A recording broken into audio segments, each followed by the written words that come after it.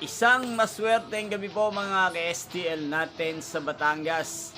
Narito na po ang mga numerong nanalo sa STL Batangas ngayong gabing ito. August 11, 2026, 8:30 p.m. Third draw result. Yan, nakikita nyo na po ngayon sa screen ng inyong cellphone ang mga numerong nanalo sa STL Batangas. In exact order po yan. At kung maswerte namang natayaan nyo po ang mga numero niyan kanina, congrats po sa inyo.